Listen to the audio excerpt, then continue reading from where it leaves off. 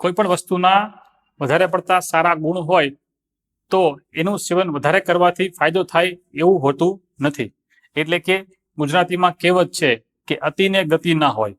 જેમ કે આપણે એક્ઝામ્પલ લઈએ તો કેળામાં પુષ્કળ કેલ્શિયમ હોય છે. કેળા શરીરને મજબૂત કરે છે, મસલ્સનો ટોન વધારે સારો રાખે છે. એ બધા ગુણ આપણને ખબર છે.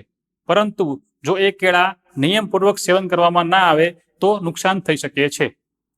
કારણ કે કેળાને આયુર્વેદમાં ગુરુ કહ્યા છે, એટલે કે પચવામાં ભારે છે, પચતા સમય લાગે છે.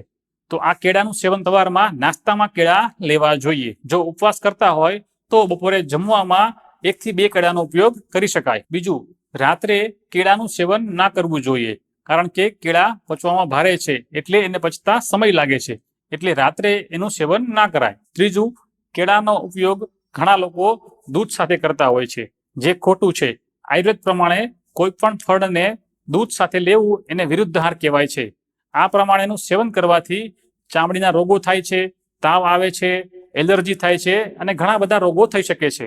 તો આ રીતે કેળાનું સેવન દૂધ સાથે ના કરવું જોઈએ.